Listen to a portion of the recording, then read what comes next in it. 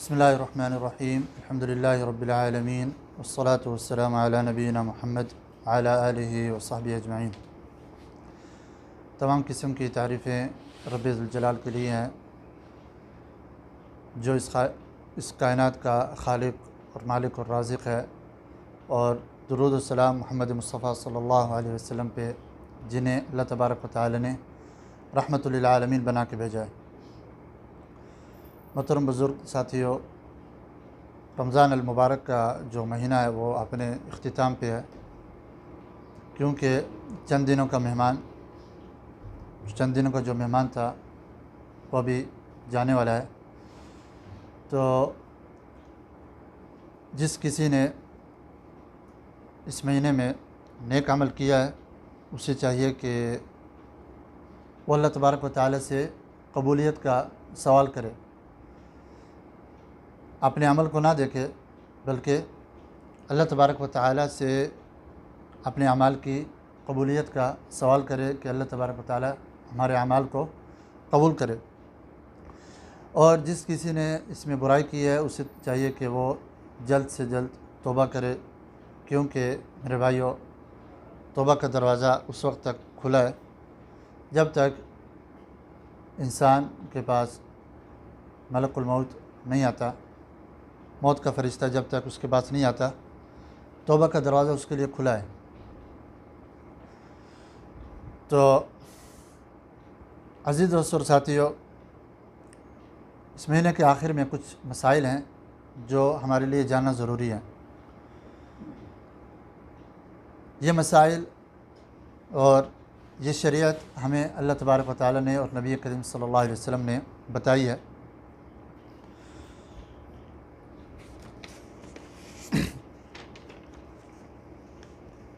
ان مسائل میں پہلا مسئلہ یہ ہے کہ رمضان کے آخر میں زکوٰۃ الفطر اور فطرانہ ادا کرنا ہے۔ زکوٰۃ الفطر اور فطرانہ ادا کرنا ہوتا ہے، جو کہ نبی کریم صلی اللہ علیہ وسلم نے ہر چھوٹے بڑے مرد اور عورت پہ اور بچوں پہ بھی ان کی طرف سے فطرانہ نکالنا واجب کیا ہے۔ بچوں کی طرف سے بھی جو ان کا سرپرست ہے، جو ان کا ولی الامر ہے، اس پہ اپنی آل اولاد کا فطرانہ نکالنا واجب کیا ہے۔ تو عزیز دوستو اور ساتھیو، اس میں اللہ تبارک و تعالی کی حکمت یہ ہے کہ روزے دار جب روزے میں ہوتا ہے تو کچھ نہ کچھ غلطی اور گناہ ہو ہی جاتا ہے انسان سے۔ وعلیکم السلام ورحمۃ اللہ۔ کیونکہ انسان خطا کا پتلا ہے اور غلطی ہو جاتی ہے انسان سے، تو اس غلطی کا خاتمہ کرنے کے لیے اور ان گناہوں کو، چھوٹے چھوٹے گناہوں کو مٹانے کے لیے اللہ تبارک و تعالی نے زکوٰۃ الفطر مشروع کی ہے۔ تو علماء کرام نے نہیں بلکہ یہ حدیث کے الفاظ آتے ہیں، طہرۃ للصائم من اللغو والرفث، کہ روزے دار سے جو کوئی لغو و فضول بات جو ہو جاتی ہے روزے کے دوران، اس کے لیے اس کے گناہوں کا کفارہ ہے۔ وطعمۃ للمساکین، طعمۃ للمساکین، مسکینوں کے لیے کھانا ہے، مسکینوں کے لیے کھانا ہے۔ تو یہ جو حکمت ہے، کیونکہ عزیز دوستو ساتھیو، شریعت کے ہر حکم میں اللہ تبارک و تعالیٰ کی طرف سے کوئی نہ کوئی حکمت ہوتی ہے، اور وہ حکمت کبھی علماء جان لیتے ہیں اور کبھی نہیں جانتے۔ تو یہ وہ مسئلہ ہے جس میں نبی کریم صلی اللہ علیہ وسلم نے خود ہمیں بتا دیا کہ اس میں کیا حکمت ہے، اس عمل کی مشروعیت میں کیا حکمت ہے، کہ طہرۃ للصائم من اللغو والرفث، جو روزے دار سے فضول بات ہو جاتی ہے اس کے لیے اس کا کفارہ ہے، اور اس کے گناہوں کا کفارہ ہے۔ اور دوسرا فائدہ یہ ہے، اور دوسری حکمت یہ ہے کہ مساکین کو کھانا مل جاتا ہے۔ کیونکہ عزیز دوستو اور ساتھیو، عید کا دن جو ہوتا ہے ایک ایسا دن ہے جو مسلمانوں کے لیے، تمام مسلمانوں کے لیے خوشی کا دن ہے، تمام مسلمانوں کے لیے خوشی کا دن ہے۔ جیسا کہ ایک حدیث میں ہم نے بتایا تھا رمضان کے شروع میں کہ ایک مسلمان کو، روزے دار کو، دو خوشیاں ہوتی ہیں۔ ایک خوشی تو جب اپنے رب سے ملاقات ہوگی، اور ایک خوشی جب انسان پورے رمضان کے روزے رکھ لیتا ہے تو اس وقت اس سے ایک خوشی محسوس ہوتی ہے کہ اللہ تبارک و تعالیٰ نے ہمیں رمضان کے مبارک مہینے میں روزے کی توفیق دی ہے اور قیام کی اور عبادت کی توفیق دی ہے۔ تو عزیز دوستو اور ساتھیو، اس حکمت کو سامنے رکھتے ہوئے نبی کریم صلی اللہ علیہ وسلم نے جو زکوٰۃ فرض کی ہے، فطرانہ جو فرض کیا ہے، وہ نبی کریم صلی اللہ علیہ وسلم کے الفاظ میں اس طرح ہیں کہ صاع من بر یا صاع من شعیر یا صاع من تمر او صاع من اقط او صاع من زبیب۔ السلام ورحمۃ اللہ۔ تو نبی کریم صلی اللہ علیہ وسلم نے صاع، ایک جو پیالہ ہے اس زمانے کا، جو ایک برتن جو ہوتا تھا، وہ فرض کیا ہے کہ اس برتن میں غلہ ڈال کے اس میں جتنا بھی غلہ آتا ہے وہ مساکین کو پیش کیا جائے، تاکہ مساکین اور فقراء بھی دوسرے مسلمانوں کی خوشی میں، عید کی خوشی میں شریک اور شامل ہو سکے۔ یہ نہ ہو کہ عید کا دن ہو، خوشی کا دن ہو اور ان کے پاس کھانے پینے کے لیے کچھ بھی نہ ہو۔ تو اسی لیے نبی کریم صلی اللہ علیہ وسلم نے یہ حدیث اس طرح بیان کی ہے کہ صاع من تمر اور صاع من شعیر، یا گندم کا ایک صاع ہو، یا جو کا ایک صاع ہو، یا کھجور کا ایک صاع ہو۔ تو اس حدیث کو سامنے رکھتے ہوئے علماء کرام نے دو اہم مسائل بیان کیے ہیں۔ ایک مسئلہ یہ بیان کیا ہے کہ آپ کسی بھی ملک یا کسی بھی شہر میں رہ رہے ہیں، اس شہر کا جو غلہ اور اناج جو استعمال ہوتا ہے، جو کھانے پینے میں عام استعمال ہوتا ہے، چاہے وہ گندم ہو، چاہے کھجور ہو، چاہے زبیب ہو، چاہے جو کا آٹا ہو، وہ غلہ جو ہے آپ خرید کے 3 کلو کا جو غلہ ہے، جو ایک صاع میں آتا ہے، وہ آپ خرید کے فقراء اور مساکین میں تقسیم کریں گے، چاہے وہ غلہ جو بھی ہو۔ اس حدیث کو سامنے رکھتے ہوئے یہ مسئلہ علماء نے نکالا ہے۔ اسی لیے عزیز دوستو ساتھیو، آج کل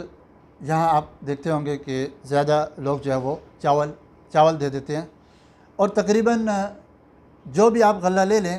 اس صاع کے مطابق 3 کلو کے برابر ہی ہوتا ہے، 3 کلو کے قریب ہی ہوتا ہے۔ تو اسی لیے احتیاطاً 3 کلو دے دینا چاہیے، احتیاطاً 3 کلو دے دینا چاہیے، جو کہ ایک صاع کے برابر ہے۔ دوسرا مسئلہ یہ نکالا ہے علماء کرام نے کہ غلے کے علاوہ قیمت ادا نہیں کر سکتے۔ غلے کے علاوہ ہم فطرانے میں قیمت ادا نہیں کر سکتے، اور ہر سال یہی سوال اٹھتا ہے اور یہی بتایا جاتا ہے کہ غلے کے علاوہ جو قیمت ادا کرے گا اس کا فطرانہ ادا نہیں ہوگا، بلکہ فطرانے کی ادائیگی میں وہ گناہ گار ہوگا، اور اس کا وہ جو صدقہ ہوگا وہ عام صدقہ گنا جائے گا۔ تو عزیز دوستو ساتھیو، ایک تو نبی کریم صلی اللہ علیہ وسلم کی حدیث ہمارے سامنے ہے، ایک نبی کریم صلی اللہ علیہ وسلم کی حدیث ہمارے سامنے ہے۔ دوسرا، صحابہ کا عمل یہی رہا ہے، کسی صحابی سے بھی یہ مروی نہیں کہ انہوں نے اس کی قیمت ادا کی ہو، اس کی فطرانے کی قیمت ادا کر دی ہو۔ ہاں، اگر آپ کسی کو وکیل ٹھہرا رہے ہیں، کسی کو وکیل بنا رہے ہیں اپنا، آپ اس کے اوپر اپنا فرض اس کے اوپر واجب کر رہے ہیں کہ یہ میری طرف سے یہ قیمت ہے،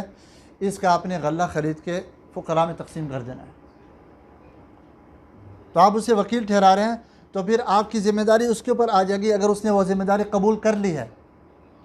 اگر وہ ذمہ داری قبول کر لی ہے تو وہ ذمہ دار ٹھہرائے گا۔ تو عزیز دوستو ساتھیو، فطرانہ جو ادا کرنا ہے وہ غلے کی صورت میں کرنا ہے، قیمت کی صورت میں نہیں۔ قیمت کی صورت میں ادا نہیں ہوگا، قیمت کی صورت میں وہ ایک عام صدقہ شمار ہوگا۔ اور یہ بات بھی ہمیں جان لینی چاہیے کہ عام صدقہ تو انسان پورے سال دے سکتا ہے، پورے سال عام صدقہ پے کر سکتا ہے، لیکن یہ جو کھانا اور غلہ اور اناج جو ہے یہ خرید کے، اس کا جو وقت ہے یہ صرف عید الفطر کے وقت ہے، جو کہ فطرانے کی ادائیگی کا جو وقت ہے وہ فجر کی نماز، جو افضل جو وقت ہے فجر کی نماز کے بعد سے لے کے عید کی نماز تک ہے۔ عید کی نماز شروع ہونے سے پہلے یہ افضل وقت ہے، مگر کیونکہ آبادی زیادہ ہے اور مسائل زیادہ ہیں اور وسائل کم ہیں، تو اس وجہ سے احادیث میں نبی کریم صلی اللہ علیہ وسلم سے یہ بھی ثابت ہے کہ 1 یا 2 دن پہلے بھی فقیر کو دیا جا سکتا ہے، یہ صدقہ یا فطرانہ 1 یا 2 دن پہلے بھی دیا جا سکتا ہے۔ اور جو شخص عید کی نماز کے بعد ادا کرے تو اس کا بھی وہ ادا نہیں ہوگا، بلکہ وہ بھی عام صدقے میں شمار ہوگا، چاہے وہ غلہ بھی خرید کے دے دے، مگر فقیر کو عید کی نماز کے بعد دے تو وہ فطرانہ شمار نہیں ہوگا، بلکہ ایک عام صدقہ ہوگا۔ تو عزیز دوستو اور ساتھیو، اسی طرح عید کے جو مسائل ہیں، جو رمضان کے آخر میں، اس مہینے کے آخر میں جو مسائل ہیں، ان میں ایک مسئلہ یہ بھی ہے کہ جیسے ہی عید کا اعلان ہو اور چاند کا اعلان ہو جائے تو اس کے بعد تکبیرات کثرت سے کہنی چاہیے، تکبیرات کثرت سے کہنی چاہیے۔ اور یہ تکبیر بھی اللہ تبارک و تعالیٰ کے شکر کی ایک علامت ہے، کیونکہ اللہ تبارک و تعالیٰ نے فرمایا وَلِتُكْمِلُوا الْعِدَّةَ، یہ کہ تم اپنا مہینہ پورا کرو، وَلِتُكَبِّرُوا اللَّهَ عَلَىٰ مَا هَدَاكُمْ، اور تم اللہ تبارک و تعالیٰ کی تکبیر اور کبریائی بیان کرو، عَلَىٰ مَا هَدَاكُمْ، کہ جس پر اس نے تمہیں ہدایت دی ہے، وَلَعَلَّكُمْ تَشْكُرُونَ، تاکہ تم اللہ کا شکر ادا کرو۔ تو یہ تکبیرات کہنا عید کی، یہ اللہ تبارک و تعالیٰ کے شکر میں سے ہے کہ اللہ تبارک و تعالیٰ نے ہمیں روزہ رکھنے کی، صیام کی اور قیام کی ہمیں توفیق دیا رمضان المبارک کے مہینے میں۔ تو عزیز و ساتھیو، یہ جو تکبیرات ہیں یہ جیسے ہی عید کا اعلان ہو اس کے بعد شروع کر دینی چاہیے، اور عید کی نماز شروع ہونے تک یہ تکبیرات کہنی چاہیے۔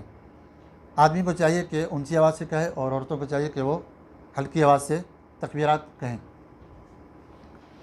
اور ان کا جو وقت ہے یہ بھی بہت کم ہے، جیسے فطرانے کا وقت کم ہے، اسی طرح تکبیرات کا جو وقت ہے وہ بھی کم ہے، وہ بھی بہت کم ہے۔ اور جو عبادت کم وقت کے لیے ہو سب سے پہلے اس عبادت کو کرنا چاہیے۔ یہ ہمارے دین کا ایک اصول ہے کہ جس عبادت کا وقت ضیق ہو، محدود ہو، اس عبادت کو پہلے کرنا چاہیے، اور وہ عبادت اس وقت سب سے افضل ہے۔ اگر کوئی شخص آئے وہ کہے کہ میں عید کی رات پوری رات قیام کروں، یا عید کی رات بیٹھ کے قرآن پڑھتا رہوں، ہم کہیں گے افضل یہ ہے کہ آپ تکبیرات زیادہ کہیں، کیونکہ تکبیرات کے لیے تو ایک دن ہے، ایک رات ہے، تکبیرات کے لیے ایک رات ہے، قرآن کے لیے تو پورا سال پڑھا ہے۔ تو شریعت اسلامی میں، ہمارے دین میں، جس عبادت کا وقت کم اور محدود ہو سب سے پہلے وہ عبادت کرنی چاہیے، اور وہی عبادت اس وقت سب سے افضل ہوگی۔ چاہے آپ کہیں کہ ہم اس وقت قرآن بھی پڑھیں تو ہم کہیں گے نہیں، اس وقت قرآن نہ پڑھیں، ہم قرآن پڑھنے سے منع نہیں کر رہے،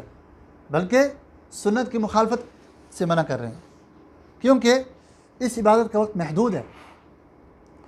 تو تکبیرات کا جو صیغہ ہے اللہ اکبر لا الہ الا اللہ واللہ اکبر اللہ اکبر وللہ الحمد، یہ تو معروف ہے، اور کچھ روایت میں اس طرح بھی آتا ہے اللہ اکبر اللہ اکبر وللہ الحمد اللہ اکبر واجل اللہ اکبر علی ما ہدانا۔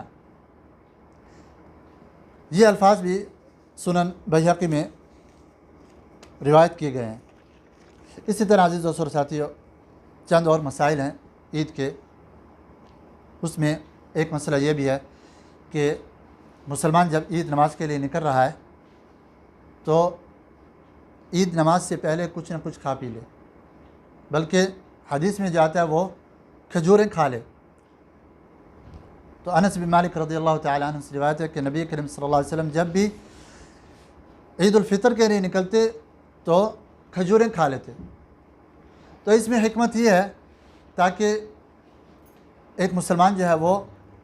روزے کے دن میں اور افطاری کے دن میں فرق کر سکے۔ یہ نہ ہو کہ افطاری کا اور عید کا جو دن ہے وہ بھی روزے کے دن کی طرح ہو کہ کچھ کھایا پیا ہی نہیں اور سیدھا عید کی نماز کے لیے نکل گئے، یہ نہیں ہونا چاہیے، بلکہ سنت کیا ہے،